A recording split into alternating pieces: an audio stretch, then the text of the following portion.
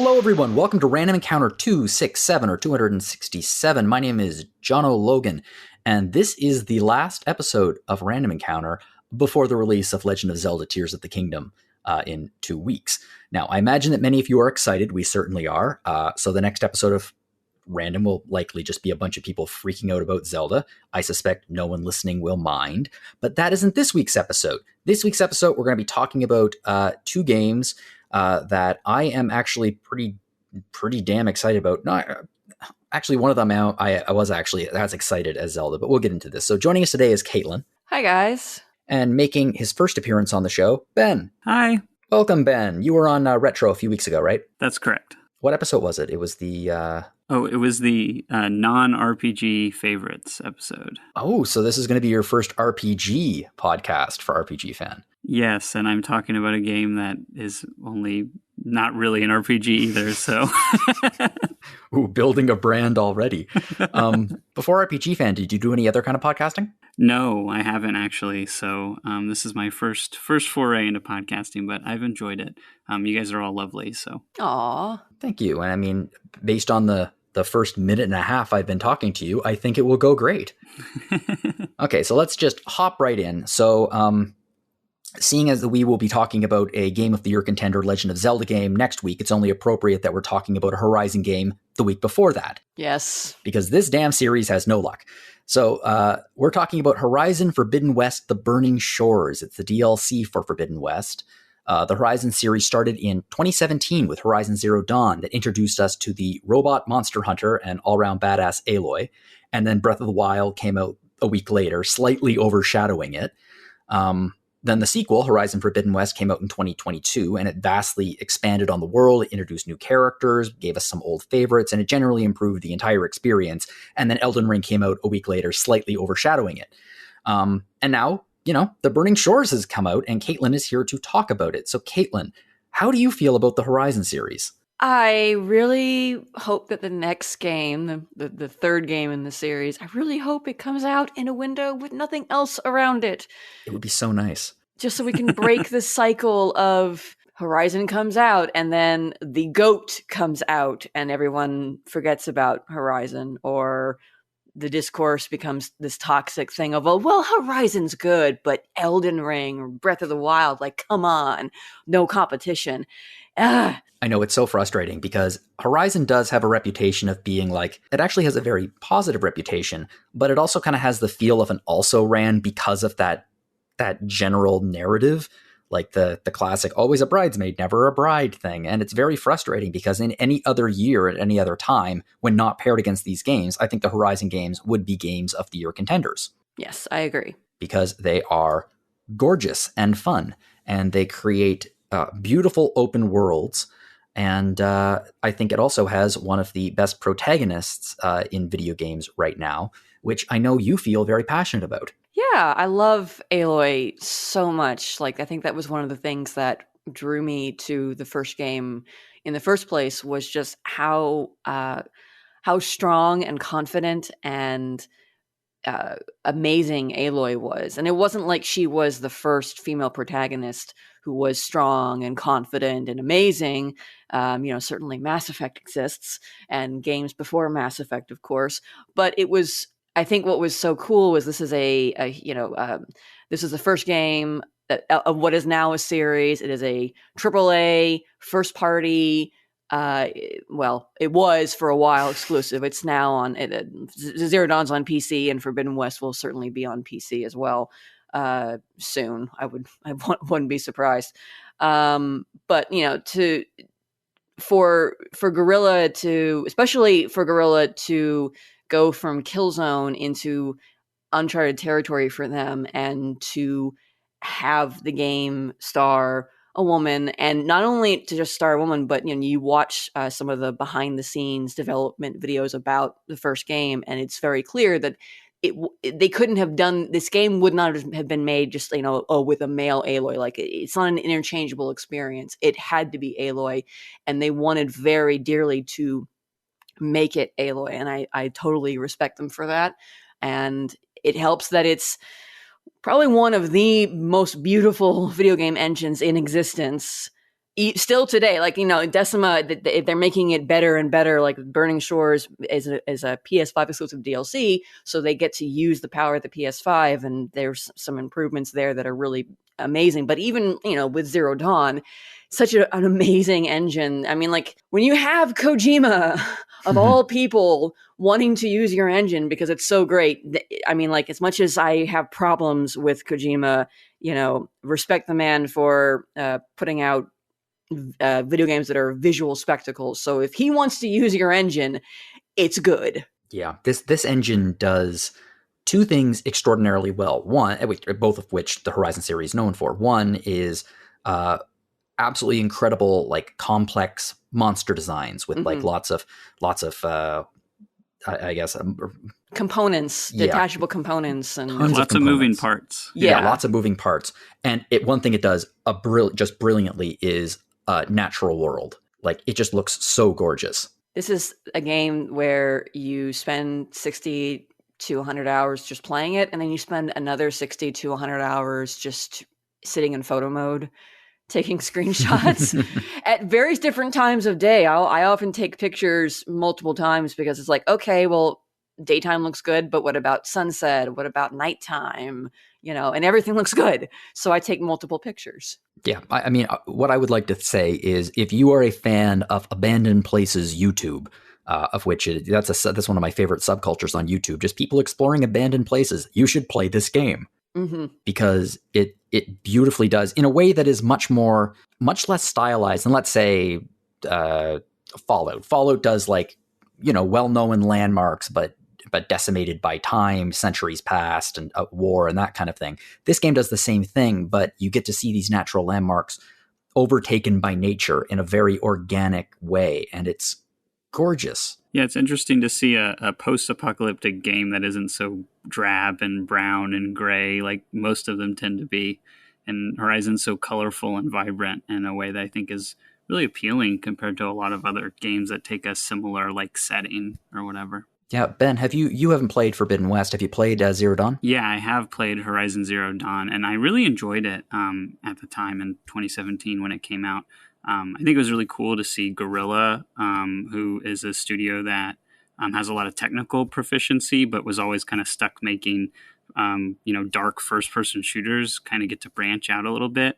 And I was always really struck playing Horizon, the creativity of having these big mechanical creatures that are, big cats or dinosaurs or all the different kind of creatures that you see in Zero Dawn. And I think they're really kind of the star of the show, in the same way that, like, a Monster Hunter game, the monsters are the star of the show. I think so too. But I haven't played Forbidden West, so I'm curious to hear what Caitlin thinks. Well, I know Caitlin loves Forbidden West, but let's talk about the setup for the Burning Shores. So what happens here? So Burning Shores is a post-game DLC. Unlike the DLC from Zero Dawn, the Frozen Wilds, which you could play. In fact, you had to play it before completing the main game, because when you beat the main game in Zero Dawn, it takes you back to before the final mission. Burning Shores, you have to have finished the main story in Forbidden West, and it takes place narratively after the events in that last quest. FYI for everyone, there's going to be some light spoilers going ahead, and we might talk some heavier spoilers later in this conversation, but I'll give you a heads up about that. Yeah, that's a good call, because it's kind of hard to discuss the setup for Burning Shores without talking about the big bads of Forbidden West. So said big bads are called Zeniths. They are basically nigh immortal, super advanced human beings who fled Earth way back when the apocalypse happened and have now returned to Earth. And a huge part of Forbidden West was figuring out why, what they wanted, and then, of course, having to deal with them. Burning Shores starts off shortly after you've, you think you've wiped them all out, and Silence, played by the late and great Lance Reddick, who the DLC is dedicated to.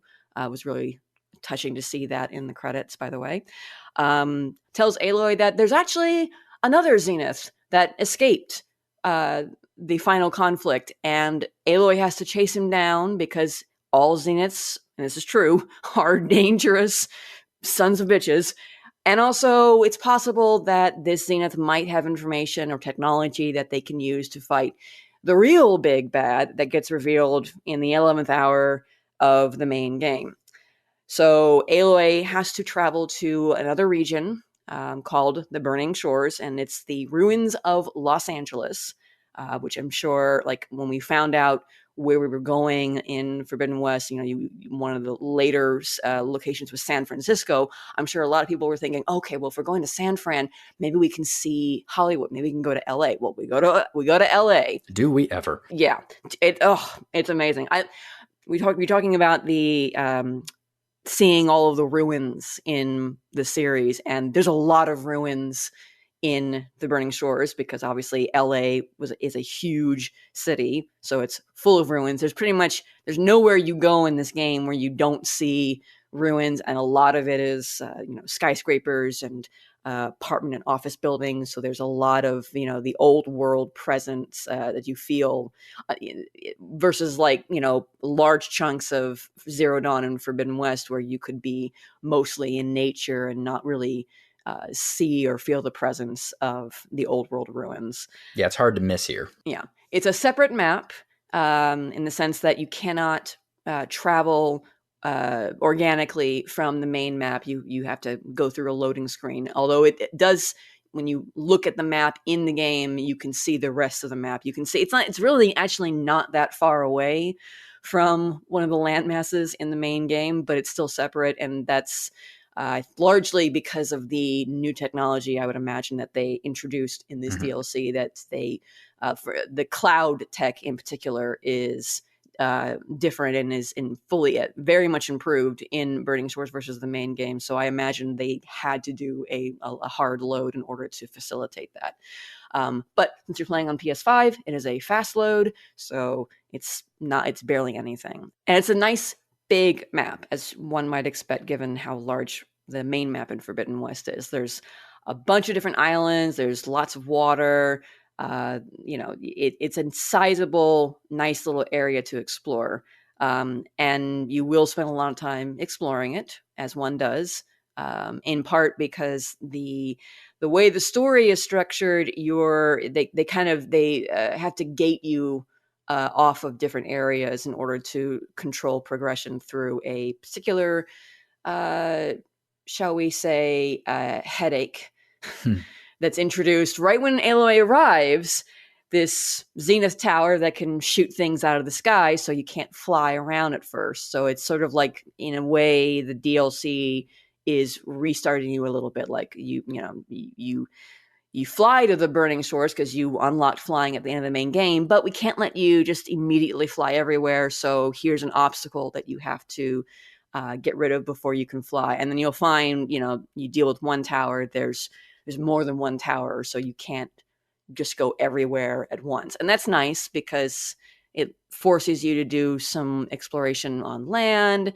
It keeps you from accessing like everything in the new map all at once before even touching the main story. Like it requires you to progress the main story at least somewhat if you want to really fully explore everything in the area. And I mean, speaking about starting from scratch, I started it a couple of days ago, and I very rapidly realized one of my least favorite things about DLC is that, especially a year after it comes out, I forget how to play the game.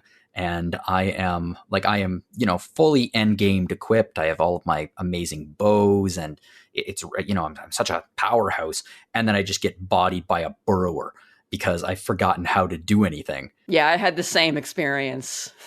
I forgot what the bows were, so I was using my sharpshooter bow, which is the sniper rifle bow, basically, and it has a very slow drawback. It's powerful, but it's not meant for close range combat necessarily.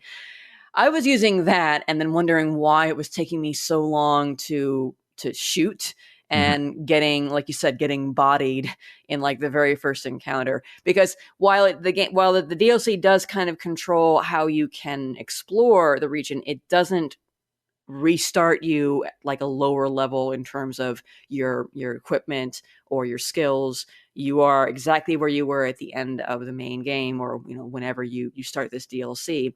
And yeah, like you said, it's been over a year since the main game came out. So what I would say is you might want to run around the Forbidden West, the main map, a little bit if you haven't touched this game since last year, just to refresh your memory, because it is going to throw you into an encounter right at the beginning. Yeah, with a machine that you've actually never seen before. So not only are you trying to remember how to play the game, you're also trying to learn a new monster, which is it's a good monster, but it is yeah. You're thinking. No, I was thinking immediately after that. You're thinking the bile gut. I love the bile gut. I didn't know what it was at first, and I was like, it's a frog. Well, let's talk about that. It's a frog, yeah. So there are new machines in the Burning Shores. There's not as many as I would have hoped. The bile gut is really cool and really annoying. Honestly, that tongue.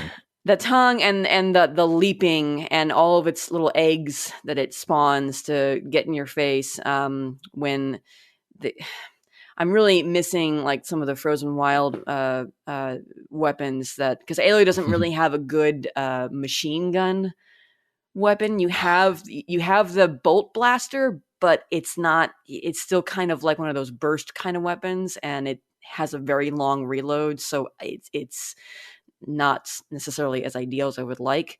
I'm not so much of a fan of enemies that like can leap from far distances and just body slam me.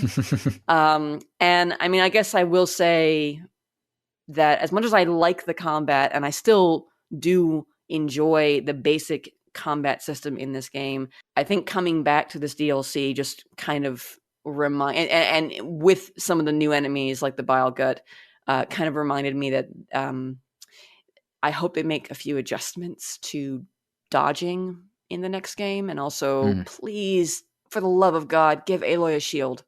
Give her a block, something. She needs a defensive option, because clearly, I think the combat system would work actually a lot better if you could strategically block, which you really can't. I agree with you. I really like the combat in this game, but it's actually a strength of Forbidden West how they build up the combat's difficulty over time, and introduce new mechanics with the upgrades and things like that, and being able to do different things. But starting a DLC, especially post-game DLC, it just kind of feels very much like the game just dumps all of that in your lap, to the point where I wouldn't have minded if it reset you slightly in terms of gameplay mechanics, just so you don't feel completely overwhelmed if you haven't played in a long time. Yeah, I honestly, I think I would agree with that. Like, we're not talking about like, oh, Aloy loses all of her weapons or all of her skills, but we're not talking a beginning of Metroid game. We're just something to sort of reset the playing field a little bit, and then also to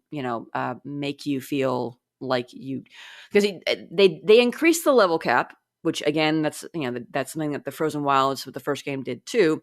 But if you're like me, I was at max level when I finished the game, because I did most of the side content alongside the main story path. So I was already level 50 before I finished the main game. Yeah, me too. And the new level cap is 60, but the quests themselves start off in the 30s.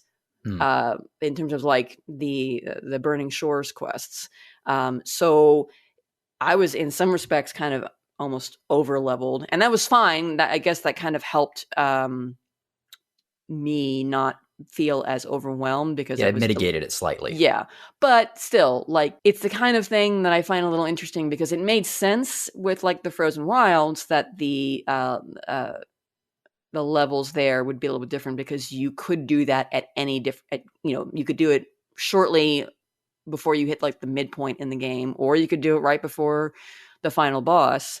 But here, this is a post-game DLC. I know what you mean, though. Post-game DLC has there are strengths and weaknesses to both of it. Post-game DLC, I think we'll talk about this in a few minutes, but it feels very much like a not quite sequel, which is something that a lot of people like, because it gives them it lets them advance the plot line in a way that they don't have to wait years and years for the next entry of the series. But at the same time, games have an at last boss for a reason. Mm-hmm. And then there is usually a post game, but the post game is usually optional, whereas this is, it's a weird dynamic.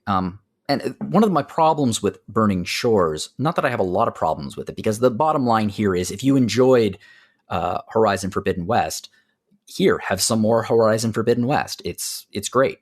But it does feel slightly, it's a bit of a retread, especially in terms of the villain. The villain isn't, at the moment, I'm not through the whole game. I'm probably about, I'd say 40% through. I've just finished a whole thing at the observatory.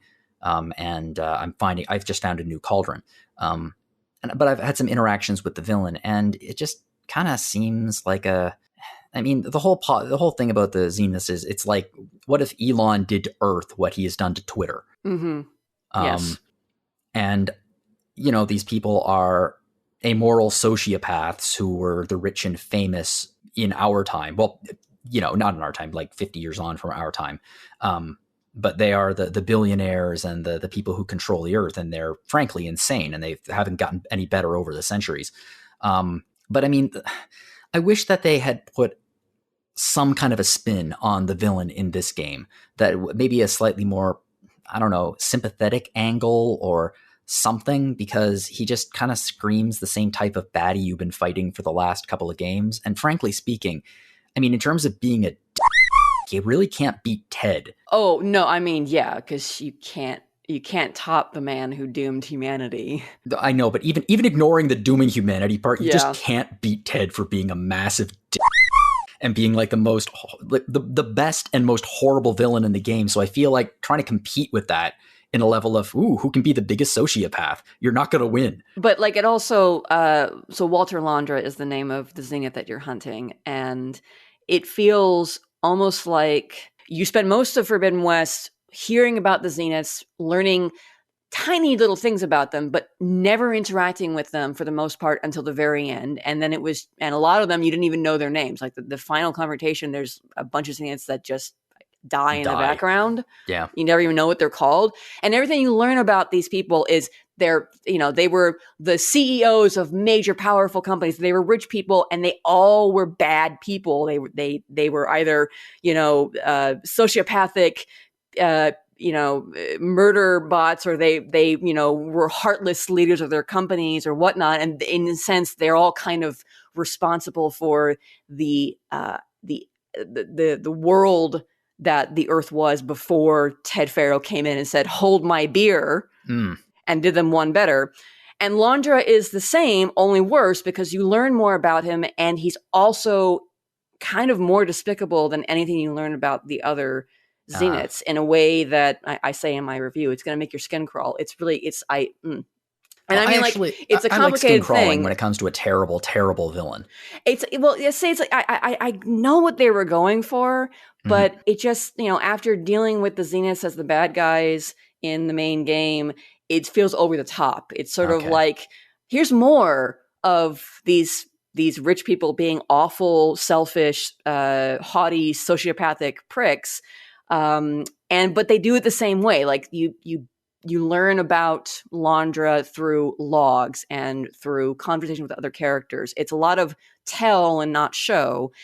And I guess I was just, kind of hoping that, if we're going to do more Zenith stuff, that, like you said, that they could have found ways to subvert the player's expectations. Well, that's one of the reasons that I love to hate Ted so much, is that, Ted is, let's just use Elon because he's the current, the current poster boy for this kind of person. But much like Elon, Ted always thought that he was the good guy. It never occurred to Ted that he was the villain. Like, to the end, Ted thought he was a good person, and he was trying his best, and he was trying to do what was good for humanity. And it's sick, and it's gross, and obviously it leads to the end of the world. But that mentality makes for a more compelling villain to me than just someone who is a sociopath who is incredibly selfish and self-centered. Yeah, I think. I mean, I think that there's a symmetry between Ted and the Zeniths. But Ted I think the magnitude of what Ted does is it puts him on a different sort of a different pedestal almost, Yeah. because this is, one man's hubris that destroys the world. Incidentally, at no point am I saying that Ted is a good person. Ted. But like, he thinks he is, and to me that's interesting. Yeah. Why don't we pivot from who is the skin crawling character to your favorite character in this DLC? Yeah. So one of the primary new character that the Burning Shores introduces is named Seika. She is a member of the Quen tribe. And the Quen, to refresh our memories, or if you haven't played Forbidden West, the Quen are a little bit different from the other tribes in the Horizon series. They actually, some of them anyway, have access to focuses. And they use focuses to uncover what they call the legacy, which is basically just information that the focus gives them about what things are and history and things like that. So they have a little bit more scientific and technological know-how than the other tribes, and a little more knowledge of what the reality of this world is. Of course, they misunderstand it greatly, and that's one of the things that you learn in the main game. But so after Aloy gets to the Burning Shores, she very quickly meets Seika, who is not a diviner. The diviners are the people in the Quen society who use the focuses. And that's one of the sort of regressive things about their society, is that only the people with focuses know the information, and everybody else is kind of kept in the dark and just follows along. Seika is a Marine. She's not a diviner. She grabbed a focus off of a dead diviner in order to find her sister and some other Quen that went missing after her expedition ran into trouble as they were crossing the ocean and crashed, basically got shipwrecked and wound up in the Burning Shores. So she's a lot like Aloy in that she is capable and strong, and she doesn't care about setting aside the mores of her society, what her society considers acceptable, if it means saving her people and saving her sister, even if it means, facing censure or expulsion or whatever. She's determined to find her people. And she and Aloy really kind of bond over both like their shared circumstances. They quickly find out that they are going after the same person, that this Zenith that Aloy is chasing is also probably responsible for the disappearance of Seika's people. But they also just bond because they're very similar people in spirit, and it's nice. It's a cute, sometimes fraught relationship, because Aloy, being Aloy, doesn't want to tell Seika everything.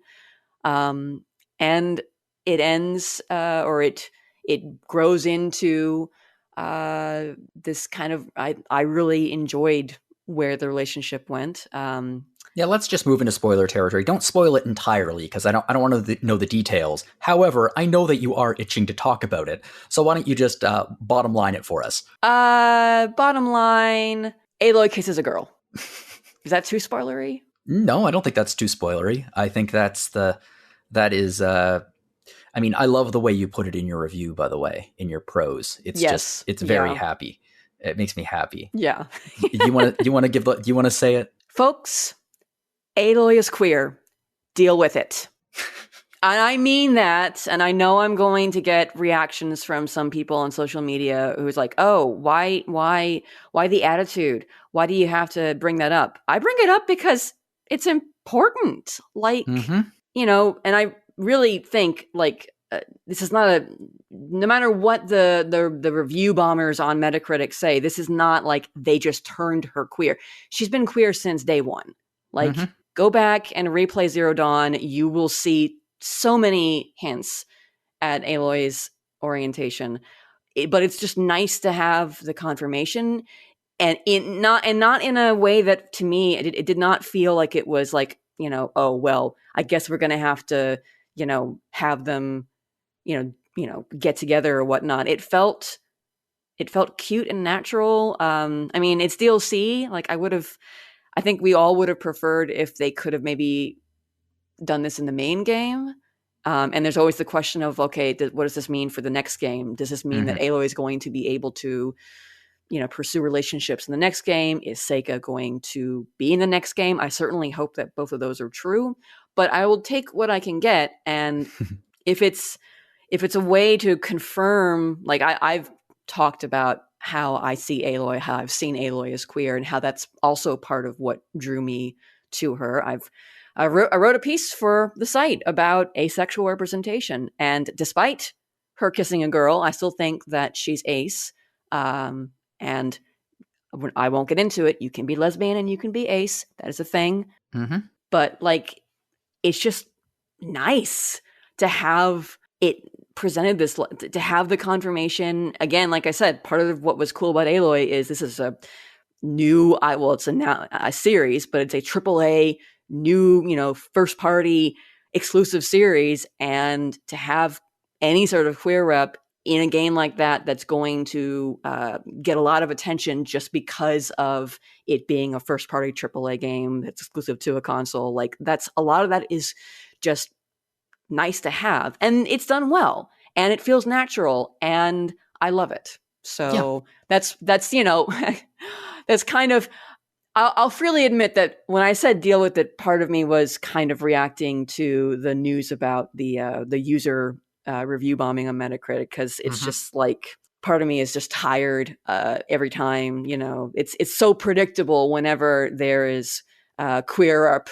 that people react this way. And so part of me is just like, I am in a way speaking to what I expect will be a response to this review of people complaining about it being a thing and it complaining about me pointing out that it's a thing. But you know what? Deal with it. That is my thought. I don't want to say too much more about this because I feel like you've said pretty much exactly what I would like. I'd like to point out that this review bombing and any criticism about her being queer, it's in bad faith, because the kind of people who would complain about this are people who already weren't on board with the character of Aloy in the first place. People who didn't pay attention to the character of Aloy in the first place. Yeah, I was going to say Aloy's like the character that certain types of people got really mad at because she had, like hair on her face. She looks like a realistic human. They're like, oh, there's little bitty hairs on her face or whatever. I remember that was like a huge thing, that she looks like a real person and not like a idealized version of a woman that's really common that you get in other games. And so I think there's a lot of people predisposed to hate on this game for those reasons, just to begin with. Yeah. So going after her for being queer seems like I'd say it's in bad faith, but it's in bad faith from bad people. So I'm not particularly bothered by it. That could get me into trouble, but I don't give a crap. Okay. Hey, Caitlin, are you excited for future Horizon games based on where this lets off? I am. I was always going to be excited after the ending of the main game. And I'm still excited.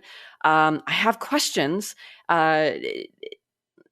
This doesn't really move the needle barely at all with regards to that cliffhanger from the main game of what are we doing about this real big bad that it's on its way. There's the tiniest of hints at the very end that suggest a route that maybe the next game or the start of the next game might go, but it's really little. Like, so if you were hoping that maybe this DLC would start Aloy and her companions down the path of figuring out how to deal with Nemesis, it's not going to happen. Like, that's part of the reason why the story does kind of feel like a rehash, is that it's pretty much all about Londra and dealing with him. So it's just like, it's more, Zeniths, pew pew, bad Zeniths. Yeah. But again, like, that's the tricky thing about post-game DLC in a, trilogy or beyond, who knows, where the main game leaves off with that sort of cliffhanger, is you're probably never going to get any significant step forward in that, what do we do about this bad guy, because that's what the next game is going to be about. And that's not to say that just because we don't deal with Nemesis, and just because Londra is skin crawling over the top zenith again doesn't mean that there isn't a satisfying climactic end to this DLC. There is. I will not spoil it, but I will just say that fans of the series, especially, I'm not just for Red and West, but the entire series, you'll be eaten well at the end of this DLC. You will be happy at the end of this DLC in terms of like what the final experience, what the final story mission is. It's real good. I had a fun time with it. I want to fight more of the final boss thing, but who knows if they'll do that. But yeah, so like, yeah, I'm excited. Like I said, I wish that maybe there was a little bit more of a like, okay, this is what we're gonna do, or maybe we learned a little bit more about Nemesis and how Nemesis came to be more than the main game tells us anyway. But I get why that probably wasn't likely. Honestly, some of my biggest questions right now are what's gonna happen to Silence? Because that is, I do not envy the position that Guerrilla is in with regards to what they were originally planning to do with his character before Lance Reddick passed away, and what they now have to decide they're going to do. Like there are multiple different avenues, and there are different ways that they could work it. And I kind of don't know where I fall. Like part of me wants them to recast because the character is so interesting and is a big part, I think, of the experience. But then part of me also is kind of like, I don't know how it would feel to have a recast. And in some respects, I almost kind of want them to pull a Disney and not, or, Marvel and not recast the character out of respect. But like I said, that's not for me to call. And I really do not envy, whoever's decision it is down the line to do with the character. But yeah. I feel like it'll be the call between Guerrilla and presumably his family. I mean, there are a lot of avenues they could go down, even if they recast, because it's a character model. They could continue with the character model with the blessing of the family, with a new voice actor honoring what came before, or they could just recast. They could go the full Peter Parker. But I haven't actually played the remaster. It's more of a remaster than a remake, right? It's a remaster, and it's fucking weird. But I did play the original Spider-Man, and so when I get around to replaying it, I think I'm going to be weirded the chocobo out. I think it would be weirder to do that with the character than just leave him as he is or cut him out, because that almost feels more disrespectful to like take Lance Reddick's likeness out, I think you're probably right. But anyway, if you are excited for future Horizon games, you're going to be eating well, as Caitlin said, because there's the VR game Horizon Call of the Mountain, which is currently available, which I would like to play, but I can't because I don't have a VR headset. There are rumors that a multiplayer game set in the same world will be coming out, and then of course there's Horizon 3 that would continue the story. Now it's safe to say, however, that however long the wait for Horizon 3 will be, it will not be nearly as long as the wait for Advanced Wars 1+2 Reboot Camp felt. Because this game has a story. So this is a remake of Advanced Wars and Advanced Wars 2 for the GBA. It was announced in June of 2021 during the Nintendo Direct, and it was planned to be released on December 3rd. It was then delayed to April 2022. Russia invaded Ukraine in March of 2022, so Nintendo, very wisely, I think, decided to delay the game further, understandably, given the content of the game. And then we heard damn near nothing about it for a year. It left all of us wondering, like, when will this come out? Will this ever come out? Are they just going to have to, like, revamp it? Are they just going to put it in a drawer somewhere? Especially because the war wasn't over. So the original rationale of delaying the game did not go anywhere. But, finally, I guess Nintendo's patience came to an end, and it was released a little over a year after its planned release in April 2022. Ben, was it worth the wait? Yeah, so that's that's a hard one to answer. I would say in some ways it was worth the wait. I think it's really great to be able to experience these two games again. I think they're some of the best games on the Game Boy Advance, and they are really, really good.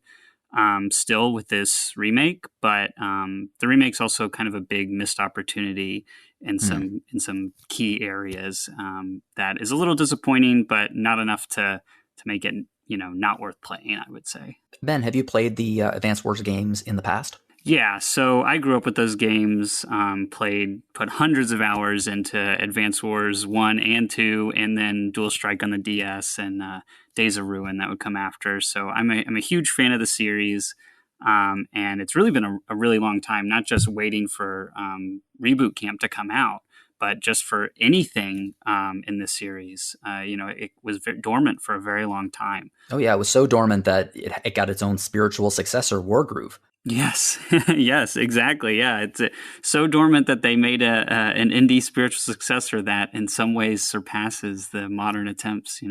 Which will be having its own sequel coming out next year. Yeah, and I was a big fan of Wargroove too. I thought it was a pretty good game. Kind of does some things differently, so I'm excited for the sequel. But there's some things that are unique to Advance Wars. I think the charm and the style. The characters and everything that you can't really get anywhere else. And Reboot Camp does maintain some of that, and then some of it it kind of squanders a little bit, I think, with some of the changes. But Well, originally it was developed by Intelligent Systems. Intelligent Systems did 1 and 2. Yes. And then I guess they brought in the current reigning champs of retro style games, Way Forward. Yes. I love Way Forward. They do some great stuff. They brought them in to do the remakes, which theoretically would be a perfect fit. Yeah, it's kind of an interesting pick because Way Forward doesn't really do. They're really more known for their 2D platformers like the Shantae series. And maybe some of their licensed game adaptations, like the Mummy remastered on Switch, which is actually a really good game. I've heard that. Well, I've heard it's better than the movie, is what I have heard. Oh yeah, absolutely, absolutely. But they don't really do a lot of turn-based strategy games. So I think they were kind of an interesting choice. I think as far as their work on this game, I think was pretty good. I don't think they were a bad choice. And I think a lot of, with any, especially when I think an independent developer is working on a Nintendo property, we've seen in the past, Nintendo has a lot of creative control. So some of the things that, maybe are a little more disappointing about it, I wouldn't necessarily put at Way Forward's feet. And I think it's a really hard thing when you're taking a game that's really well known for being a 2D game with a really expressive and vibrant 2D art style, and then moving that into 3D. I think that's really difficult, and I think they did the best job that you could. Yeah, let's talk about that, because the original games were, it was for the Game Boy Advance. It was pixel art, and it was very good pixel art too. Mm-hmm. Nice big character sprites in terms of the character pictures, little cute little guys on the map. It was pretty solid pixel art, whereas the remakes are using 3D for the battlefields and the little sprite characters, and the full size character sprites are now HD. How do they look in comparison to the original game? Yeah, so I would say there's I think the first thing people will notice if they've played the original games is that the art style is different. So the original games had more of a anime influenced art style. And then as the series went on, so with 2 and then Dual Strike later, they slowly got a little more realistic with the art style, and getting pretty detailed with the 2D portrait art. And this game is kind of the opposite. So they take more of a Western Saturday morning cartoon art style for the character designs. Most of the characters have been redesigned, and I would say mostly I don't think it's for the better, just because they lose a lot of the details and the more expressive things about some of the character designs just didn't transfer over well into the kind of Western rounded look of the new character designs, unfortunately. It's so strange. This series is, believe it or not, it's one of Nintendo's longest running series, the Wars series.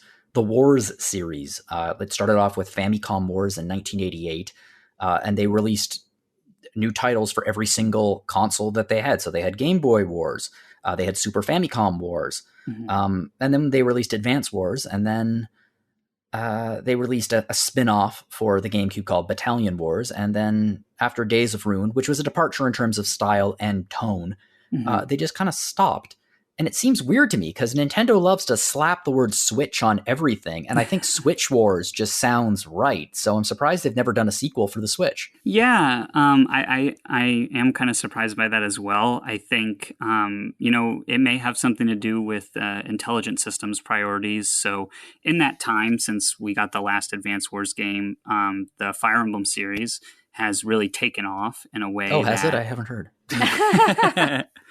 yeah, went from being a series on the verge of cancellation to being like a multi-million selling series and one of their tentpole releases for the Switch. So I think that Intelligent Systems has just been so much more focused on Fire Emblem and stewarding that series and doing different things with that. They got the mobile game and they've had, 2 releases on the Switch now. So I think that they just don't really have time for Advance Wars. And I think also the thing to remember about Advance Wars and the later entries in the Wars series in general is they've never really performed very well in Japan. Mm. And I think that particularly for Nintendo and Intelligent Systems, I think the domestic market is really important to them. So that might be part of why it's on the back burner. Why there wasn't interest in necessarily from Intelligent Systems in doing a new one. I mean, at this point, it's not in the back burner. At this point, they put it to the back of the freezer. Yeah, They didn't even use like a. They didn't even put it in a Ziploc bag. It's in like a garbage bag in the back, freezer burned as crap. Yeah. And so I think that might be why they opted to do this remake with a Western studio instead. And I think on paper it makes a lot of sense. And it's it's sounding a little bit negative, but I want to stress that the core of these games, of the original games, is still intact in this release. And I think if you've never played either Advance Wars 1 or 2, then I think that this is a good release to pick up if you've never experienced them. I think if you're someone who has played them a ton, then there's just not a lot new here to offer you. But for new players, absolutely 100% go pick this up if you like strategy games. Yeah, I mean, this is not a brutal meditation on the realities of war. This is not This War of Mine. This is a fun and goofy Saturday morning cartoon war game with larger-than-life characters. Yes, absolutely. And I think that's one of the really, the best things about the series, and something that does pretty much carry over in this game despite the art style changes, is that it's a really goofy, eccentric cast of characters. And, before every mission, they interact back and forth with each other and they have banter and there's, a lot of joking. And they kind of like, I would say, like almost like Ace Attorney characters, but not as deep, where they have that little bit of quirkiness and weirdness and maybe a bit of a stereotype or two that they kind of lean into. But it makes for a really fun experience. And I think that's definitely something that fans have always latched on to. And I think that one thing actually about this release that is in its favor as far as that goes is that there's voice acting in this release. Okay. So it's not fully voice acted. Usually when there's a new dialogue scene, maybe the first few lines will be fully voiced. And then after that, it'll be either, grunts or maybe the first word or exclamations or things like that. And then in battle, they'll, have some voice lines. So that is one nice thing. So they really are leaning into the Saturday morning cartoon of it all. Yes, absolutely.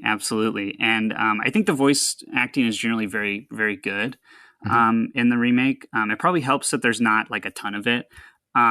But I think all the performances are really great, and it adds a little bit of extra personality, that I think people have come to expect from, games on the Switch versus like, a game that came out 20 years ago. So oddly, you know what? If this was a brutal meditation on war, it probably would have been released last year. I think Nintendo really did not want to be making light of war in April of 2022. No, I think you're absolutely right. I think that the tone that it has is definitely part of why they didn't want to release it, because it would come off maybe as tone deaf.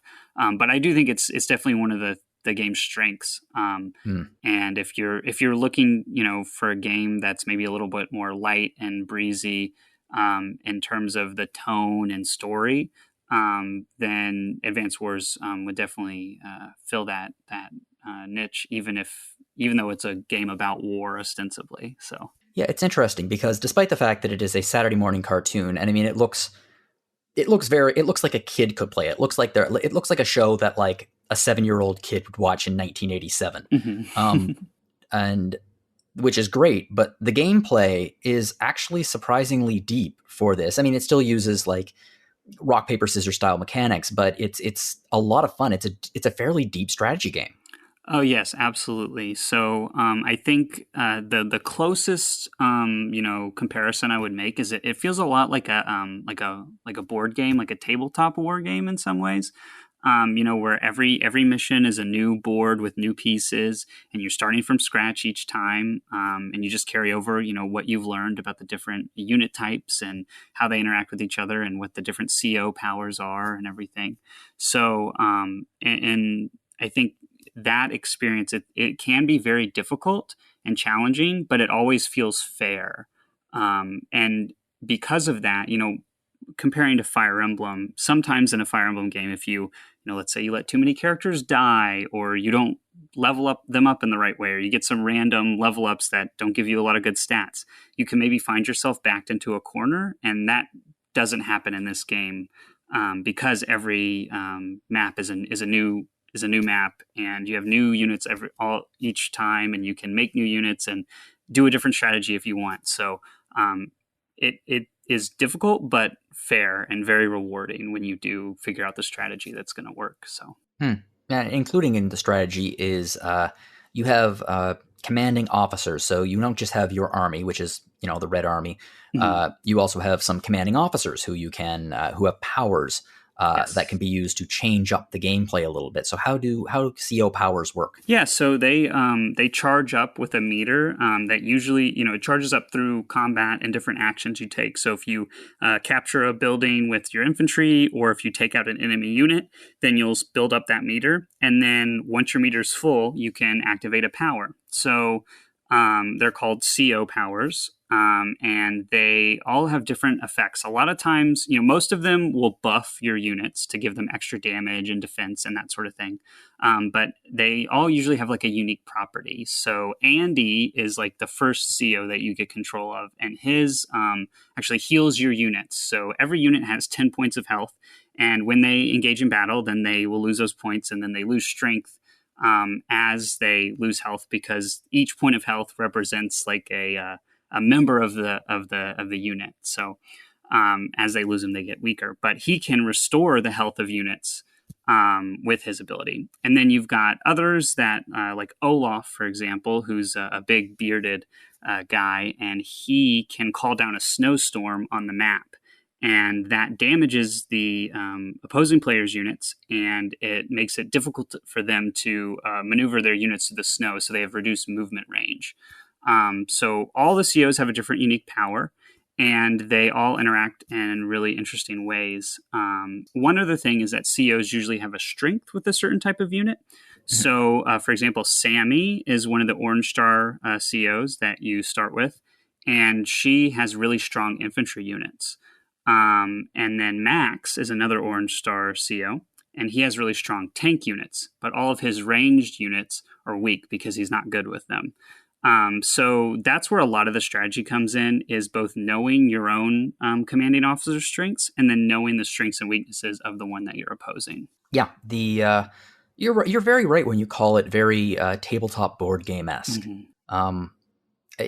Actually, they really lean into that too with this new graphic style. Yes. So in this one, originally when you were on the borders of the screen on the GBA, like there was no border; it was just like the map. But on this one, they've actually, with the presentation, they've made it so there's actually borders, and it's like a little wooden border, like it's a board game set on a tabletop. And so it's a really like unique visual flair that they added, but it also allows for you to see all of the map at once. You can zoom out really far with the right stick. And that's actually like kind of a huge change. It sounds small, but In the originals, you had to like scroll over to see like the whole map. And so now you can see everything at once, and it gives you like a full scope of the battlefield, which is a really nice addition that they've added. Yeah, and I mean, there are quite a few updates to this game, clearly, aside from just the graphic style. In your review, you mentioned that one of the, I guess, problems with the original game is that the AI could cheat because they didn't see the fog of war, whereas you could, and now they behave realistically in fog of war conditions, making it much more even. And there are a few other things that they've upgraded, including voice acting. One of the areas that they upgraded that you were actually disappointed with was the online components of the game. Why didn't that work for you? Yeah, so, I think this is kind of a familiar story, with Nintendo games and online. They're not always at the forefront. At this point, they have no excuse. Yeah. And it is really kind of surprising. So the two main things that you can do online in this game are you can play versus matches against another player, or you can there's a map editor, and the original games had this as well. But you can create maps and then share them. So the ability to play against other people online and the ability to share maps online are new. And that's cool to see that that's something that you can do. Unfortunately, you can only play versus matches against people on your friends list, and they can only be 1-versus-1 versus matches. There's no matchmaking in the game. Which I think is just really crazy in 2023 to have an online game with no matchmaking. Especially with a ground-up remake. It's not like they were stuck with legacy code or anything. Right. It's a complete rework, rebuild of the game. So there's really like no excuse. I think especially because the game got delayed for a year, that was like an opportunity maybe to burnish some of these features, and they really doesn't seem like they did, and that's really disappointing. The other thing, and I think to be fair to them, they did have that nice spot in the back of the freezer where it was already, so they could just take it and put it back there and forget about it for a year. Right. Which really feels like what they did with this release. And the other thing is with the map sharing. So you can share maps online, but again, only with people on your friends list. And there's no platform for uploading or downloading or browsing user-created maps, which to me is even crazier because Nintendo has Mario Maker, and that was such a huge success for them. And the core of that game is having a platform to upload and download levels. And so it's just really strange that it's so limited in this game. And it's just a huge disappointment that they really didn't implement anything like that. Yeah, and it's especially disappointing because Wargroove does, and it does it really well. Yes, and that's the thing is Wargroove, I believe how the sharing works is it generates a code, and then you can share that code with people, and then if they put that code into their game, it will download the map. And Chucklefish is a developer and publisher with way less resources than either WayForward or Nintendo. So it's interesting that they were able to implement that kind of system, and this game does not.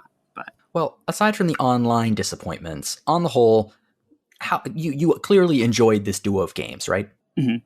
Yes, very much. Yes, and if they came out with, I don't know, like a Advance Wars DS collection, that's clearly something that you would also like to play. Oh, yeah, absolutely. And I think, for some players, I think for some people, they probably will hear that they fixed the Fog of War AI, and then they'll rush out and buy this game. For like some people who are real diehards, I think even small changes like that are a huge deal. And I think if you haven't played the games before and you're on the fence, this is definitely I would say because of the additional features and tweaks, it is the best way to experience these games now, even with the caveat that it's not what it could be. But yeah, I think that overall it's a good game. They didn't ruin the things that made it special in the first place. So I think definitely people should pick it up. And if they did do a DS collection, I would absolutely buy that and play it and love it. And I hope that this game does well so that they know that there is, still people who like the series and want to see it continue. Yeah, and then we can get Wars. Yeah. Oh, that was horrible. All right. Well, let's move on with a discussion question. So we're running a little bit long, so I want to keep this a little bit short. I'm playing The Burning Shores, and funny little story I was telling Caitlin. For some reason, whenever I type The Burning Shores, my fingers miss a letter, so I keep typing The Burning Shoes, which is strange. Anyway, I want to know, what kind of story DLC do you prefer? Do you prefer the DLC that is fully integrated into the main campaign, or do you prefer DLC that takes place after you beat the final boss? So kind of like a halfway sequel. So, Caitlin, why don't, since you were talking about Burning Shoes, why don't you start? So I think, obviously, first, I think it depends on the game and the DLC, because I could easily see scenarios where both, or different scenarios where I prefer one or the other. I think, like, especially since we're talking about Horizon DLC, when we're talking about a game like this where there's obviously going to be a sequel, post-game DLC, it's one of the things we were discussing earlier, like, it's this difficult thing where they can't really move the overall plot forward, not very much. They could maybe deal with it a little bit, but, like, you're never going to be able to, like, feel like you're really taking that next step. And so, like, honestly, I mean, in that kind of scenario, I think I would probably prefer, or more, I think I'd probably more enjoy DLC that is implemented into the main campaign, particularly if it's, like, say, for instance, like a lot of Mass Effect DLC that gave you new characters and new, content to do that way. And in Mass Effect, I've been thinking about that ever since you told us about this question, because I was thinking about Arrival from Mass Effect 2, which did try to take a baby step forward between Mass Effect 2 and 3, but ultimately it's the same kind of problem. They can't really have the Reapers invade in a DLC for Mass Effect 2, because that's what's supposed to happen in Mass Effect 3. So, and not that Arrival wasn't bad, but you can tell that it's like, oh, well, we're just delaying the Reapers. Yeah. So it was fine. Yeah. And it's it was fine. the same. It was no Citadel DLC. Yeah. Which, pro tip, when you play Mass Effect 3, you haven't played the trilogy, have you? Oh, I've beaten it, yeah. Ben? No, I've actually never played Mass Effect, so. Okay, well, if you play it for the first time, or if you replay it, this is what I always do to make Mass Effect 3's ending bearable. I beat Mass Effect 3 without doing the Citadel DLC, and then I go back and I reload and I do the Citadel DLC. And I treat the Citadel DLC as an epilogue. You don't even have to do a lot of hand-waving to headcanon that taking place, as long as you want your Shepard to survive the end of Mass Effect 3.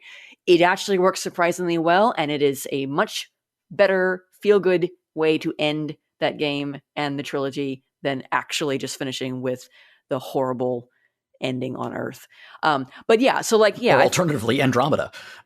Oh, God. Yeah. Well, I mean, they might. I like Andromeda, but hey. Maybe they'll redeem Andromeda with Mass Effect 4.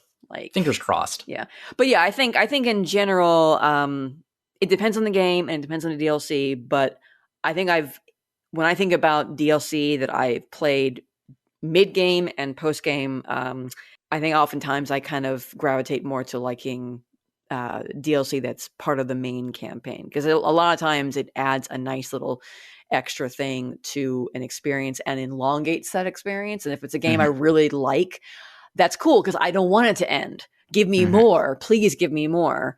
But I mean, I think there are different games where post-game DLC, especially if it's like an enclosed experience, there isn't going to be another story that it's not a trilogy or a connected story. This is one experience. Then a post-game DLC where, like, maybe you get to use full advantage of all of your superpowered abilities, and by the end of the game could be fun too. So, it's there's merits to both, I think. Pros and cons. Yeah. Ben, how about you?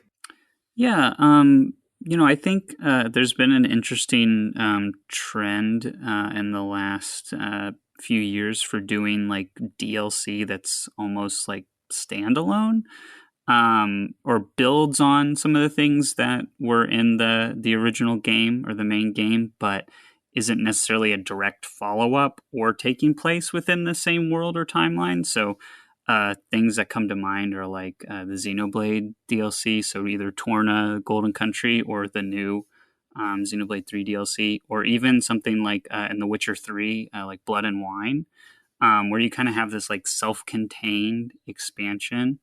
That's probably my favorite type of DLC, but so I guess that's kind of like doing it within the main game. You know, you don't have to necessarily have finished the game to play it, but it kind of does its own thing and avoids like being like a midquel, you know, or a stopgap between the next release. For me, I think it depends on when I'm playing the game, because if it's been like if I play a game and a year later a big chunky piece of DLC comes out, I'm like super excited and to play it. And if it's post game, it continues the story.